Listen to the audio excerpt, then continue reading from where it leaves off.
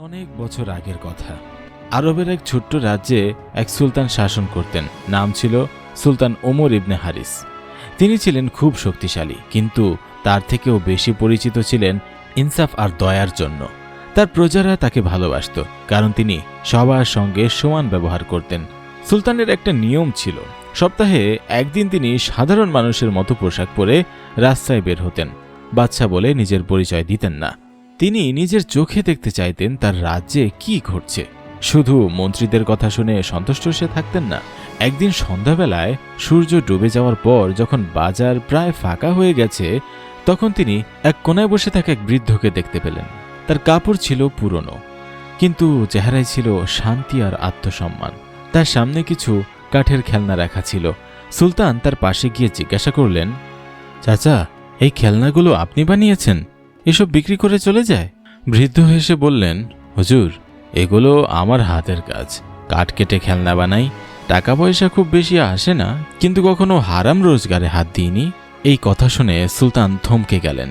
কিছুক্ষণ চুপ থেকে জিজ্ঞাসা করলেন, চাচা, যদি আপনার হাতে ক্ষমতা থাকতো তাহলে আপনি এই শহরে কি পরিবর্তন আনতেন? বৃদ্ধ কিছুক্ষণ চুপ থেকে বললেন, আমার হাতে ক্ষমতা নেই, কিন্তু এইটুকু বুঝি, যতদিন বাদশা নিজের চোখে গরিবের কষ্ট না দেখবে, ততদিন সত্যিকারের ইনসাফ হবে না। একজন ভালো শাসক কানে শুনে নয়, হৃদয় দিয়ে অনুভব করে। সুলতানের মুখে চিন্তার ছাপ পড়ে গেল। পরদিন রাজসভায় এক মামলা এলো। এক ধনী ব্যবসায়ী আর এক গরিব কৃষকের মধ্যে জমি নিয়ে বিরোধ। ব্যবসায়ীর কাছে কাগজপত্র ছিল, কিন্তু কৃষক শুধু মুখে আর কিছু সাক্ষীর কথা বলছিল। সুলতান দুপক্ষের কথা মনোযোগ দিয়ে শুনলেন। তারপর কিছু সৈন্য পাঠিয়ে জমি পরিদর্শনের নির্দেশ দিলেন।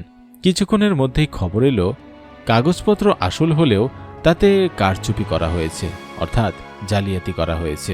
সুলতান দেরি না করে ব্যবসায়ীকে 6 মাসের কারাদণ্ড দেন এবং জমি কৃষককে ফিরিয়ে দেওয়ার আদেশ দেন।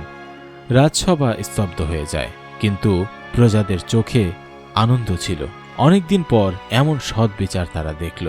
সেই রাতে সুলতান একা বসে ভাবছিলেন। তিনি তার খাদেমকে বললেন, গতরাতে যে বৃদ্ধের সাথে দেখা হয়েছিল তার একটা কথা আমার মন ছুঁয়ে গেছে। ইনসাফ করা সহজ নয়, কিন্তু প্রতিটি মানুষের কণ্ঠস্বর শোনা দরকার, যত ক্ষীণই হোক না কেন। সময় যেতে লাগলো।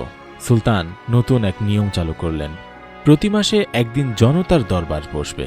সেখানে যে কেউ এসে সরাসরি বাদশাহর কাছে কথা বলতে পারবে। কোনো পর্দা থাকবে না, কোনো বিশেষ পদ থাকবে না, শুধু একখানা চেয়ার আর বাদশা। ধীরে ধীরে রাজ্যে দুর্নীতি কমে গেল। মানুষ সত্য বলার সাহস পেল, কারণ তারা বুঝল বাদশাহর কাছে তাদের কণ্ঠস্বর পৌঁছায়। ধনী গরিব সবাই ন্যায় পেতে লাগল। একদিন সেই বৃদ্ধ আবার শহরে এলেন। এবার তার সঙ্গে কাঠের খেলনার পাশাপাশি কিছু বই ছিল। তিনি শিশুদের গল্প বলতেন, ইনসাফ, পরিশ্রম আর আত্মসম্মানের গল্প। সুলতান তাকে চিনতে পারলেন। এবার তিনি সবার সামনে তার কাছে গিয়ে বললেন, চাচা, আপনার এই কথাই আমাকে বদলে দিয়েছে। আজ আমি ইনসাফকে নিজের দায়িত্ব বানিয়ে নিয়েছি। বৃদ্ধ হেসে বললেন, বেটা, যখন বিচারক নিজেই ভয় পায় না, তখন শান্তি নিজেই নেমে আসে। এই গল্প থেকে আমরা বুঝতে পারি, একজন প্রকৃত নেতা সেই যে নিজের প্রজার কষ্ট নিজে অনুভব করে। নামাজ শুধু মসজিদেই নয়, ইনসাফ, সততা আর সহানুভূতিও এক ধরনের ইবাদত।